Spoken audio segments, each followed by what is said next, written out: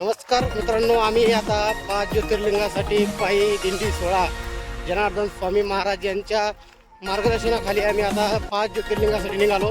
त्यातच माऊली म्हणजे संतांची जर साथ झाली तर काय नाही भेटू शकत अशी परिस्थिती आज एक नेमका अनुभव पाहायला मिळाला.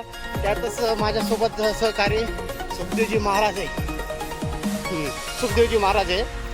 त्यांनी अशी काही वनस्पतीची थोडीशी आपल्याला माहिती दिली बघा. आपल्याला ती थोडक्यात आपण तुमच्यासमोर मांडणार आहोत. आणि काय होतं, लाखो रुपये खर्च करून दवाखाने वगैरे भरल्या जातात, परंतु शेवटी लोक आता जडीबुटीकडे येत नाहीत. परंतु जडीबुटी तेवढी ताकद आहे ही कशामध्ये नाही आहे. आणि ही ताकद फक्त एका मनामधून आणि संतांच्या सानिध्यात गेलं तरच ह्या गोष्टी आपल्याला अनुभवायला मिळतात. आता माझ्या जवळ जे झाड दिसतंय, अक्षरशः झाड म्हणजे तुम्हाला असं वाटेल की हे काही कामाचं नाही, परंतु याच्यापासून खूप असं शरीराला जर एखाद्या वेळेला अटॅक आला तर माणसाला ऑक्सिजनची सक्त गरज असते. आणि त्या काळात जर ऑक्सिजन नाही मिळालं तर माणूस दगावू शकतो. पण त्याचं ताजं उदाहरण हे रामतुळस म्हणून आहे. या तुळशीचा पाला जर कधी तुम्ही असा हातावर चोळला आणि त्यानंतर त्याचा श्वास घेतला, तुम्हाला कितीही ऑक्सिजन आलं. आता तुम्ही म्हणतात तुम्हाला दम लागला, तुम्ही का ऑक्सिजन पिऊन का नाही घेत, पण आम्ही डोंगर चढत आहे माऊली. त्यामुळं डोंगर चढत असताना कितीही कसा माणूस आला त्याला स्वास्थ्याचं थोडंफार हे डावलणार होते.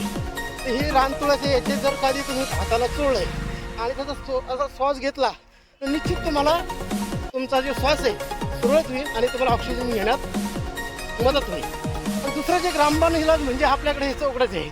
सगळ्यांना माहिती आहे, हा वनस्पती म्हणजे दाखवल्याच तुम्ही म्हणताना वनस्पती आम्हाला माहिती आहे, म्हणजे लिंबाचा पाला. लिंबाचा पाला कशाने चालत मावली?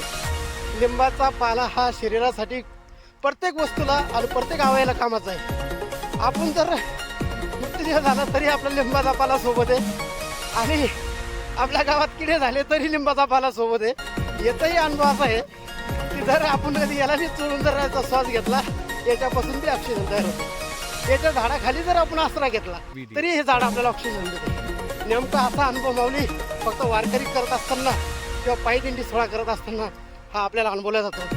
त्यामुळंच आपल्यासोबत जे संत लागले ते निश्चित काहीतरी देऊन गेले. दोस्तो, आपल्यासाठी असेच आम्ही नवीन व्हिडिओ आणणार आहोत. आमच्या राष्ट्रीय एक्सप्रेस चॅनलला सबस्क्राईब करा, लाईक करा आणि शेअर करा.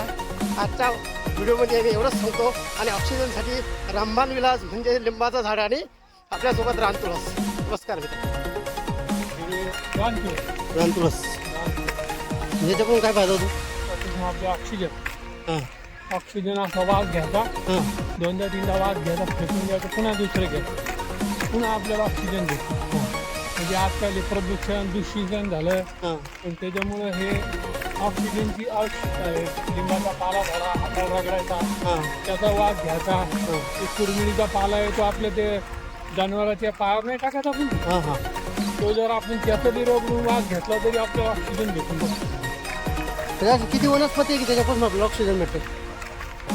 ऑक्सिजन पाहिलं तर आपल्याला बरेचशा वनस्पती आहे, वनस्पतीतून आपल्याला जास्त फायदा होतो.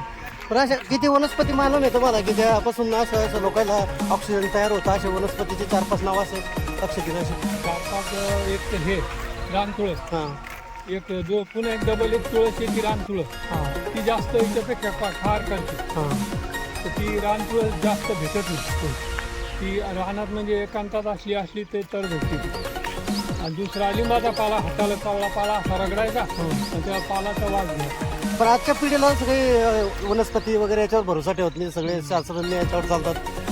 असं साईड इफेक्ट याच्यापासून काही भेटायला जास्त करून नुकसानचं आता हे जे गोळ्या औषधी याच्यापासून आता हे काही जरी पिशारी घातक औषध काही काढून काही हे करायला खाऊ घालायला लागले, लोकायला भेटवळ करायला लागली. तशी आपली तुकाराम मुंडेनं पकडापकडी केली, धाराधारी केली, त्याच्यात बरेचसे लोकांचे डोळे उघडले. पण असे उघडल्यामुळे थोडं परिणाम पडायचा याच्यावर. बरं, अशा तुकाराम मुंडेमुळे यांच्यामुळं वनस्पती पुन्हा अस्तित्वात येईल असं वाटतं तुम्हाला? येते. त्यांनी जर पुन्हा प्रश्न केला असे, लोकांवर जर अटॅक केला, अशा लोकांना धाराधारी केली की बुवा ज्याच्यापासून नुकसान होतं, लोकांना गोरगरिबाचं नुकसान होतं, शेतकऱ्याचं नुकसान होतं, अशा लोकांना पुन्हा जर हे केलं जाईल फायदा होतो. जसं आता दूध आलं, शेतकऱ्याचा फायदा आला हे दूध पकाड्यामुळं. तसं हे जे भेसाळ आहे तेल झालं, हे हॉटेलवाले लोक झाले, काही जैन फूडवाले, शेण मार्केटवाले झाले, हां. ते काही काढून लोक काही खाऊ घाला लागले. त्याच्यामुळे असं जर भेसळ पकडलं तर पुन्हा लोक चांगला परिणाम होईल. बर, वनस्पतीचा फायदा आहे समजून घ्या. हां बरं, वनस्पतीचा काळाची गरज आहे आता समजून घ्या. हां वनस्पतीची काळाची गरज आहे सध्या लोकांसाठी. वनस्पती काळाची गरज.